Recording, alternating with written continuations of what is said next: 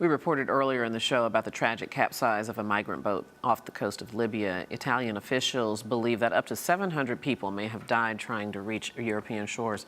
I spoke earlier with Bill Frelick about this wave of migration that has cost thousands of lives. He's director of Human Rights Watch's Refugee program. Bill, welcome back to Arise America. Thank you so much for taking a few minutes with us to talk about this terrible tragedy. Somewhere between 700 and 900 people feared dead in this boat capsize out there in the middle of the waters. This reminds me very much of the tragedy that happened a couple of years ago off of the coast of Italy near Lampedusa. There were almost 400 people that were killed there. After that, there was a naval operation that was launched to search for and rescue these migrants. Why isn't that working? I guess that was all a long way to say, how could this happen? That operation, called Mare Nostrum RC, was run by the Italians, and it saved about 200,000 people, rescued them, and potentially saved their lives.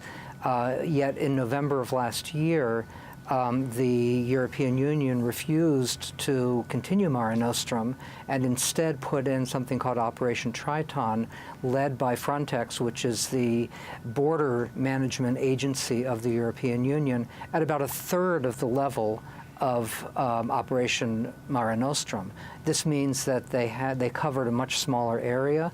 The mandate by this law enforcement agency was really border control, not rescue, and we see the results. The same number of migrants left during the same period of time, so it wasn't as though there was a magnet that was pulling them out with the idea that they were going to be rescued.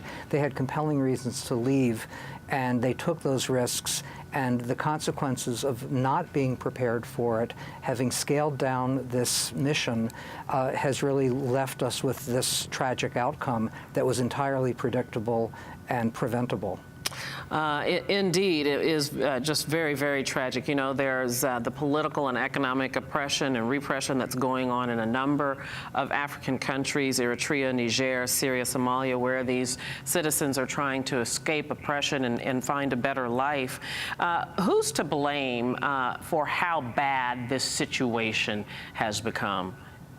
Well, of course, the situation in the countries of origin, as you mentioned, is the starting point when you start looking at the causes of this misery, this tragedy. I would add to that Syria, which actually has about 25% of the migrants that were caught last year in the Mediterranean. More than 50% of those migrants came from countries that were at war, that are considered to be the refugee-producing countries. So we know that the people fleeing are, in many cases, people who have been rendered homeless by barrel bombs, by other really horrible depredations, and really have had no choice.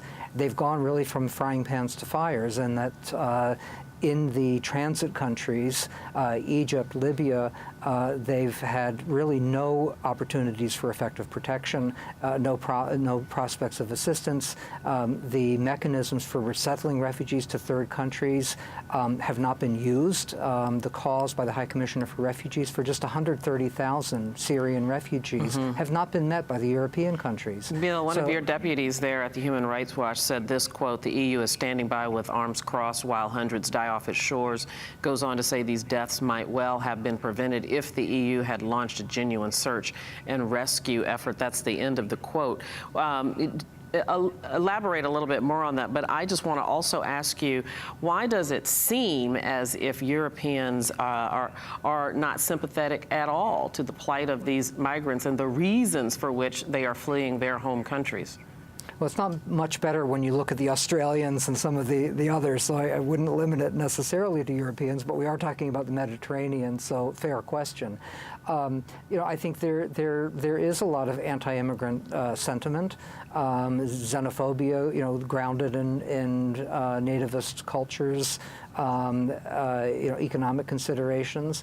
But at the end of the day, this is a world community. At the end of the day, there are really reasons beyond just charity and humanitarianism to want to have a more stable world where people fleeing conflict, fleeing violence, will be protected by their neighbors and won't be thrown back into the fire or left to drown. Just have a few seconds left, Bill. There is going to be a meeting, I believe it's on Thursday. EU ministers, they're holding a special summit to address the migrant crisis. What is it your hope that will come out of this meeting? Well, first, a return to the level of rescue that we had under Mare Nostrum, and preferably with an agency, not Frontex, that actually has more of a protection mandate than simply a border enforcement one. The EU countries also could do much, much more to address the root causes, as well as building the capacity of asylum countries in the region to be able to assist refugees and finally to resettle refugees from those places and give them orderly, lawful mechanisms for accessing the European Union. Bill Frelick, thank you very much, sir. It's nice to talk to you. Good talking to you again.